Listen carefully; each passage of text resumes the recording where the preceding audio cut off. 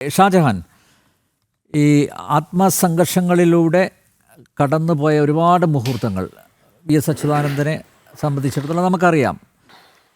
V S അച്യുതാനന്ദനോടൊപ്പം അന്ന് സഞ്ചരിച്ച ഒരു വ്യക്തി എന്ന നിലയിൽ ഇതിനെയൊക്കെ എങ്ങനെ അക്ഷോഭ്യനായിട്ടാണോ അദ്ദേഹം നേരിട്ടത്?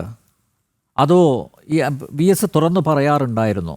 ഇപ്പം ഇന്നലെയും ഞാൻ പറഞ്ഞു ഇവിടെ, അതായത് വി എസ് അച്യുതാനന്ദനാക്കിയതിൽ താങ്കൾ ഉൾപ്പെട്ട ഒരു ടീമിന് വലിയൊരു പങ്കുണ്ട്.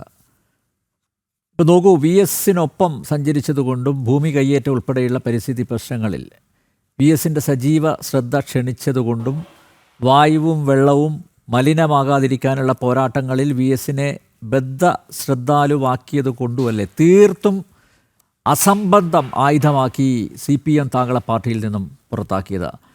വി എസിനെ ഇന്നത്തെ വി എസ് ആക്കിയതിൽ താങ്കൾക്കുള്ള പങ്ക് വളരെ വലുതാണ് എന്ന് കരുതുന്ന ഒരാളാണ് ഞാൻ.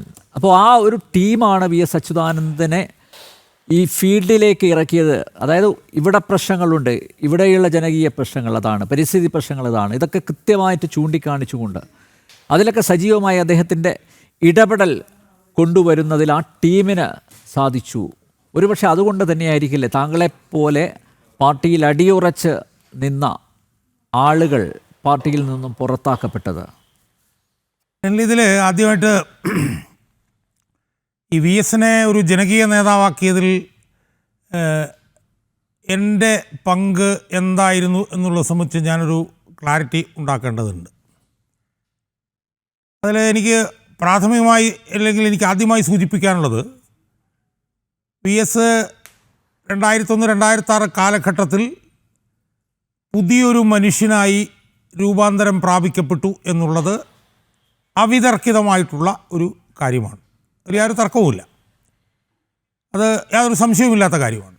പക്ഷേ അത് പറയുമ്പോഴും 2001 മുമ്പുള്ള വി എസിനെ നമ്മൾ പൂർണ്ണമായി റദ്ദാക്കി കളയുന്നത് ശരിയായിരിക്കില്ല എന്നുള്ളതാണ് എനിക്ക് ആദ്യമായി സൂചിപ്പിക്കാനുള്ളത്. 2001 മുമ്പുള്ള വി എസിന് ഒരുപാട് ഈ പറഞ്ഞ പോലെ നെഗറ്റിവിറ്റീസ് ഉണ്ടായിരുന്നു എന്നുള്ളത് ഒരു വസ്തുതയാണ്. പ്രത്യേകിച്ച് കേരളത്തിലെ മിഡിൽ ക്ലാസിൻ്റെ ഇടയിൽ ഒക്കെ തന്നെ വി എസിനെ കുറിച്ചിട്ട് ഒരുപാട് മോശമായിട്ടുള്ള അഭിപ്രായങ്ങളുണ്ടായിരുന്നു. വി എസിൻ്റെ ഈ കടുംപിടുത്തം, സ്റ്റാലിനിസ്റ്റ് നിലപാടുകൾ, പാർട്ടിക്ക് അകത്തും പുറത്തുമുള്ള വെട്ടിനിരത്തൽ എന്നൊക്കെ പറഞ്ഞ് വി എസിനെതിരെ ശരിയെന്ന് തോന്നിപ്പിക്കാവുന്ന ഒരുപാട് വശങ്ങൾ വി എസിന് 2001 മുമ്പ് ഉണ്ടായിരുന്നു എന്നുള്ള വസ്തുത നമ്മൾ അംഗീകരിക്കാതെ പോകുന്നതിൽ അർത്ഥമില്ല. പക്ഷേ അത് അംഗീകരിക്കുമ്പോൾ തന്നെ വി എസ് 2001 മുമ്പും വളരെ ഉദാത്തമായിട്ടുള്ള പല പോരാട്ടങ്ങളും നടത്തിക്കൊണ്ടിരുന്നു എന്നുള്ളത് നമ്മൾ കാണാതെ പോയിക്കൂടാ. കാരണം ഇപ്പോൾ ഗ്രാഫൈറ്റ് കേസുമായി ബന്ധപ്പെട്ടിട്ടുള്ള വിഷയം, ഇടമലയാർ കേസുമായി ബന്ധപ്പെട്ടിട്ടുള്ള വിഷയം, പാമുലിംഗ് കേസുമായി ബന്ധപ്പെട്ടിട്ടുള്ള വിഷയം, ഇതൊക്കെ തന്നെ വി എസ് ഷാജഹാൻ ആ സമയത്തൊക്കെ അഴിമതിക്കെതിരെയുള്ള പോരാട്ടമായിരുന്നു. ഞാൻ പറഞ്ഞത് താങ്കളുടെ അഡീഷണൽ പ്രൈവറ്റ് സെക്രട്ടറിയായി വന്നതിന് ശേഷം ഈ പറഞ്ഞ പരിസ്ഥിതി പ്രശ്നങ്ങളല്ലേ അതിൽ കൂടുതൽ കോൺസെൻട്രേറ്റ് ചെയ്യാൻ അദ്ദേഹത്തിന് സാധിച്ചു. ഞാൻ പറഞ്ഞതിനകത്ത് ഒരു യുക്തിയുണ്ട്. കാരണം 2001 മുമ്പ് വി എസ് പ്രധാനമായും അഴിമതിക്കെതിരായിട്ടുള്ള പോരാട്ടങ്ങളിലാണ് കേന്ദ്രീകരിച്ചിരുന്നത് എന്നുള്ളത് ഒരു വസ്തുതയായിരുന്നു. എന്നാൽ 2001 ശേഷം ഉണ്ടായിട്ടുള്ള മാറ്റമെന്ന് പറയുന്നത് എന്താ? 2001 ശേഷം ഉണ്ടായിട്ടുള്ളൊരു മാറ്റമെന്ന് പറയുന്നത് വി എസിനെ സമൂഹത്തിലുള്ള ഗുരുതരമായിട്ടുള്ള പല വിഷയങ്ങളിലും നിരന്തരമായി ഇടപെടുത്തിക്കാൻ വേണ്ടി ദൈനംദിനമെന്നോണം പ്രവർത്തിക്കുന്ന ഒരു ചെറു സംഘം 2001 ശേഷം രൂപീകരിക്കപ്പെട്ടു എന്നുള്ളതാണ്. ആ സംഘത്തെ രൂപീകരിക്കുന്നതിൽ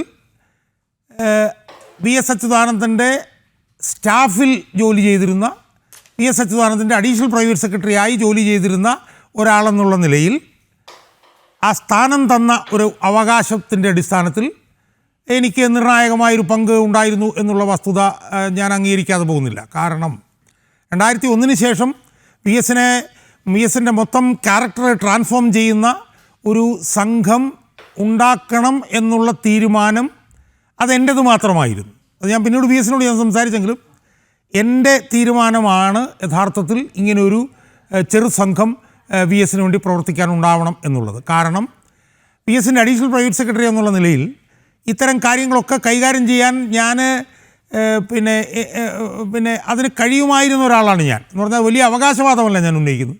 ഉദാഹരണത്തിന് ഇപ്പം സാമ്പത്തിക കാര്യങ്ങൾ കൈകാര്യം ചെയ്യാൻ എനിക്ക് ബുദ്ധിമുട്ടുണ്ടായിരുന്നില്ല. കാരണം ഞാൻ സെൻറ്റർ ഫോർ ഡെവലപ്മെൻറ്റ് സ്റ്റഡീസിൽ നിന്ന് MPhil എടുത്ത ആളായിരുന്നു. എന്ന് മാത്രമല്ല 1996-2001 കാലഘട്ടത്തിൽ ഇന്ത്യയിലെ ഏറ്റവും വലിയ സാമ്പത്തിക വിദഗ്ധന്മാരിൽ ഒരാളായിട്ടുള്ള IS Gulati planning board vice ചെയർമാനായിരുന്നപ്പോൾ അദ്ദേഹത്തിൻ്റെ സ്പെഷ്യൽ പ്രൈവറ്റ് സെക്രട്ടറി ആയിരുന്നു. എനിക്ക് സാമ്പത്തികം കൈകാര്യം ചെയ്യാൻ എനിക്ക് ബുദ്ധിമുട്ടുണ്ടായിരുന്നില്ല. മറുവശത്ത് പരിസ്ഥിതി വിഷയങ്ങൾ കൈകാര്യം ചെയ്യുന്നതിലും എനിക്ക് ബുദ്ധിമുട്ടുണ്ടായിരുന്നില്ല. കാരണം കേരളത്തിലെ ഏറ്റവും പ്രധാനപ്പെട്ട ജനകീയ ശാസ്ത്ര പ്രസ്ഥാനമായിട്ടുള്ള കേരള ശാസ്ത്ര സാഹിത്യ പരിഷത്തിൻ്റെ സ്റ്റേറ്റ് കമ്മിറ്റി മെമ്പറായിട്ട് ഞാൻ പ്രവർത്തിച്ചിട്ടുള്ള ആളായിരുന്നു. അപ്പോൾ ഇതൊക്കെ കൊണ്ട് ഇത്തരം കാര്യങ്ങളൊക്കെ എനിക്ക് ഒറ്റയ്ക്ക് വേണമെങ്കിൽ കൈകാര്യം ചെയ്യാൻ ബുദ്ധിമുട്ടുണ്ടായിരുന്നില്ല, അതിനൊരു തടസ്സവും ഉണ്ടായിരുന്നില്ല. പക്ഷേ അവിടെ ഞാൻ എടുത്ത നിർണായകമായിട്ടുള്ള ഒരു തീരുമാനം PS-ൻ്റെ പ്രതിച്ഛായയിൽ അടിമുടി മാറ്റമുണ്ടാക്കുന്നതിൽ അതിന് കാരണമായെങ്കിൽ, അതിന് ഞാൻ കാരണക്കാരനായെങ്കിൽ എനിക്ക് വളരെ അഭിമാനകരമാണ് അത് എന്ന് ഞാൻ പറയട്ടെ. അല്ല, പക്ഷേ ഷാജഹാൻ അതിന് വലിയ വില കൊടുക്കേണ്ടി വന്നില്ലേ താങ്കൾക്ക്? അല്ല, അത് അല്ല ഞാൻ പറയുന്നത്. അതിൻ്റെ വില കൊടുക്കുന്നതിലേക്ക് ഞാൻ വരുന്നതിന് മുമ്പ് ഇതിനകത്ത് ഞാൻ ഒന്ന് രണ്ട് ക്ലാരിറ്റി ആകുന്നുണ്ടാക്കും. പ്ലീസ്. ഞാൻ ആ ഗ്രൂപ്പ് ഉണ്ടാക്കുന്നതിൻ്റെ ഭാഗമായി അതിനകത്ത് കൊണ്ടുവന്ന ആളുകളുണ്ട്, അവരെ കുറിച്ചിട്ട് എനിക്ക് പറയാതെ വയ്യ. ഓക്കെ. അതിൽ രാഷ്ട്രീയം കൈകാര്യം ചെയ്യാൻ ഞാൻ പിന്നെ VS-ൻ്റെ കൂടി നിർദ്ദേശത്തോടു കൂടി ആ സംഘത്തിലേക്ക് വന്ന ആളാണ് ശ്രീമാൻ G ശക്തിധരൻ. കേരളം കണ്ട എക്കാലത്തെയും വലിയ പിന്നെ മാധ്യമ പ്രവർത്തകനായിട്ടുള്ള ശ്രീമാൻ G ശക്തിധരനാണ്. രാഷ്ട്രീയമായി ബന്ധപ്പെട്ടിട്ടുള്ള വിഷയങ്ങളിൽ PS-ൻ്റെ നിർദ്ദേശപ്രകാരം ഞാൻ സഹകരിച്ചിട്ടുള്ള ആൾ G ശക്തിധരൻ. രണ്ടാമത്തെ ഏറ്റവും പ്രധാനപ്പെട്ട ആളാണ് ഓൺലൈൻ ലോട്ടറിയുമായി ബന്ധപ്പെട്ട് സഹകരിച്ചിട്ടുള്ള ശ്രീമാൻ സുരേഷ് കുമാർ IAS. അദ്ദേഹമാണ് രണ്ടാമത്തെ ഏറ്റവും പ്രധാനപ്പെട്ട ആൾ. മൂന്നാമത്തെ ഏറ്റവും പ്രധാനപ്പെട്ട ആളാണ് IT മേഖലയുമായി ബന്ധപ്പെട്ട് കൊണ്ടുവന്ന് ഇപ്പോൾ വലിയ വിദഗ്ധനായി നിൽക്കുന്ന ശ്രീമാൻ ജോസഫ് C മാത്യു. അദ്ദേഹം മൂന്നാമത്തെ ആളാണ്. നാലാമത്തെ അഞ്ചാമത്തെ ആൾ പരിസ്ഥിതിയുമായി ബന്ധപ്പെട്ട് വന്ന രണ്ടുപേരാണ്. അതിലൊന്ന് P വേണുഗോപാലാണ്, ഹിന്ദുവിലെ സ്പെഷ്യൽ കറസ്പോണ്ടൻ്റ് ആയിരുന്നു. പിന്നെ യൂണിവേഴ്സിറ്റി കോളേജിലെ പിന്നെ ബോട്ടണി പ്രൊഫസറായിരുന്ന ശ്രീമാൻ E കുഞ്ഞികൃഷ്ണൻ.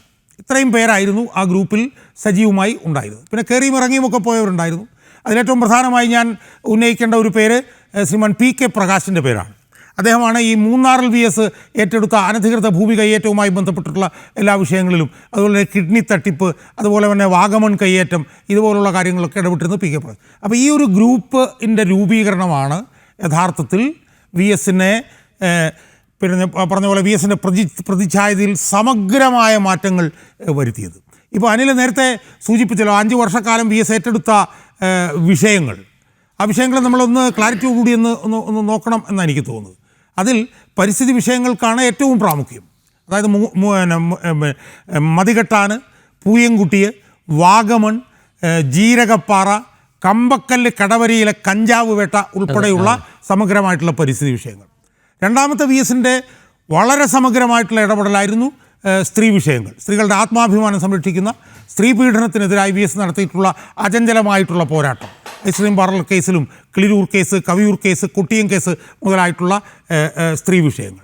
മൂന്നാമത്തെ ഏറ്റവും പ്രധാനപ്പെട്ട വിഷയമാണ് മനുഷ്യാവകാശ വിഷയവും പ്രധാനപ്പെട്ട വിഷയവുമായിട്ടുള്ള ഓൺലൈൻ ലോട്ടറി തട്ടിപ്പ്. അത് യഥാർത്ഥത്തിൽ ഉമ്മൻചാണ്ടി മുഖ്യമന്ത്രിയായിരുന്ന സമയത്ത് VS സുപ്രീം കോടതിയിൽ നടത്തിയ പോരാട്ടത്തെ തുടർന്നിട്ടാണ് ഓൺലൈൻ ലോട്ടറി അന്ന് നിരോധിക്കപ്പെട്ടത്. അതുപോലെ തന്നെ VS ഏറ്റെടുത്ത് നടത്തിയിട്ടുള്ള ഏറ്റവും ഉദാത്തമായിട്ടുള്ള, ഏറ്റവും ഉജ്ജ്വലമായിട്ടുള്ള ഒരു പോരാട്ടമാണ് എൻഡോസൾഫാൻ പീഡിതർക്ക് വേണ്ടി VS അച്യുതാനന്ദൻ നടത്തിയിട്ടുള്ള പിന്നെ പോരാട്ടങ്ങൾ. അതുപോലെ തന്നെ മുത്തങ്ങ വിഷയവുമായി ബന്ധപ്പെട്ടിട്ടുള്ള പോരാട്ടങ്ങൾ, അങ്ങനെ ഒരുപാട് വിഷയങ്ങൾ. അപ്പോൾ ഈ വിഷയങ്ങളിലൊക്കെ സമഗ്രമായി കൊക്കക്കോള എന്ന് പറഞ്ഞിട്ടുള്ള വലിയ ബഹിരാഷ്ട്രത്തിനെതിരായിട്ടുള്ള പോരാട്ടം, അനധികൃത പിന്നെ ചന്ദന ഫാക്ടറികളുമായി ബന്ധപ്പെട്ട് നടത്തിയിട്ടുള്ള പോരാട്ടം. അപ്പോൾ ഇത്തരത്തിൽ സമഗ്രമായിട്ടുള്ള വിഷയങ്ങളിൽ VS ഇറങ്ങി നിന്ന് ഇരകൾക്ക് വേണ്ടി നടത്തിയിട്ടുള്ള ഉജ്ജ്വലമായിട്ടുള്ള പോരാട്ടങ്ങൾ. ആ പോരാട്ടങ്ങളിലൂടെയാണ് ഒരു കടുംപിടുത്തക്കാരൻ, ഒരു ഫാസിസ്റ്റ്, ഒരു വെട്ടിനിരത്തലുകാരൻ, സ്റ്റാലിനിസ്റ്റ് എന്നൊക്കെ പറയുന്ന നിലയിലുള്ള ആ VS-ൻ്റെ പ്രതിച്ഛായയിൽ നിന്ന് VS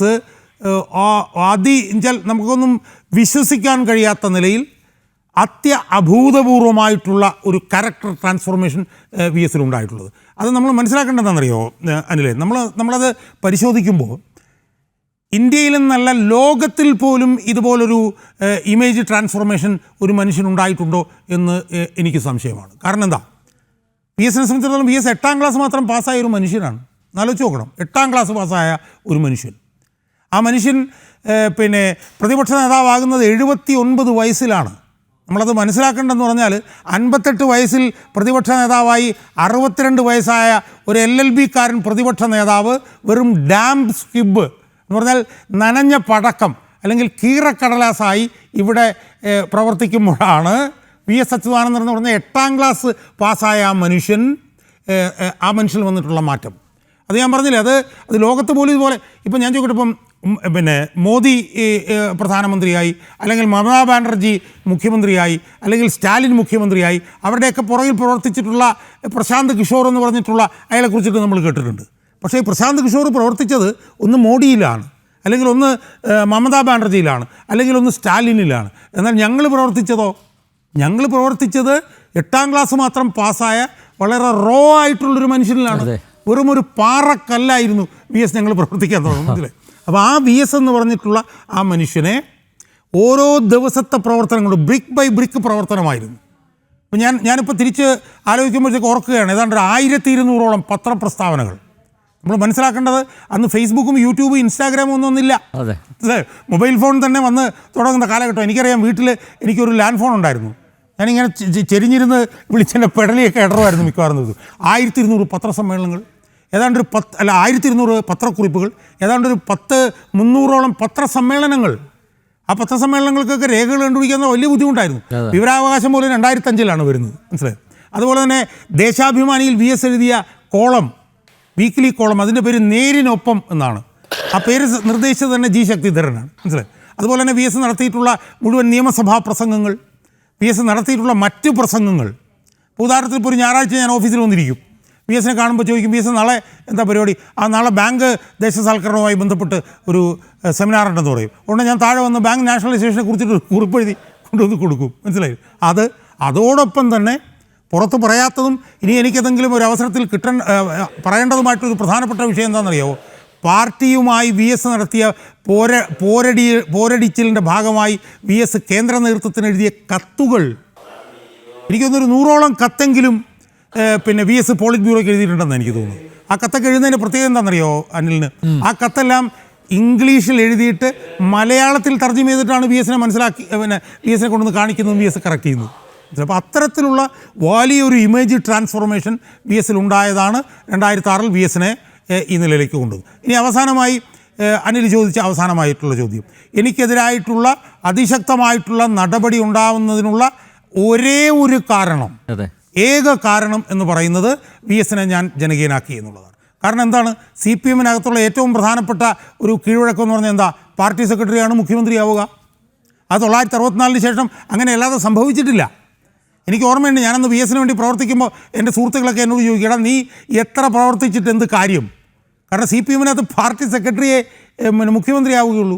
2005-ലെ മലപ്പുറം സമ്മേളനത്തിന് ശേഷം പാർട്ടി പിണറായി വിജയൻ പിടിച്ചെടുക്കുകയും ചെയ്തു. അപ്പോൾ പിന്നെ പിണറായി വിജയൻ അല്ലാതെ എങ്ങനെ മുഖ്യമന്ത്രിയാവും VS എന്ന് ചോദിച്ചവരോട് ജനങ്ങളുണ്ടാവും എന്ന് ഞാൻ പറഞ്ഞപ്പോൾ അവരെന്നെ ചുമ്മാ ഇത് സുരേഷ് ഗോപിയുടെ സിനിമയിലെ ഡയലോഗല്ലെന്ന് ചോദിച്ച് കളിയാക്കിയവരുണ്ട്, മനസ്സിലായി. അപ്പം അത് മറികടന്നുകൊണ്ട് VSനെ വൻ ഭൂരിപക്ഷത്തിൽ അധികാരത്തിൽ എത്തിച്ച ആ നിമിഷം മുതൽ തന്നെ പിണറായി വിജയൻ എന്നെ നീക്കണം എന്ന് ശപഥം ചെയ്തിരുന്നു. ആ ശപഥം നടപ്പിലാക്കിയതിൻ്റെ ഭാഗമായിട്ടാണ് പിണറായി വിജയൻ എന്നെ പാർട്ടിയിൽ നിന്ന് പുറത്താക്കിയത്.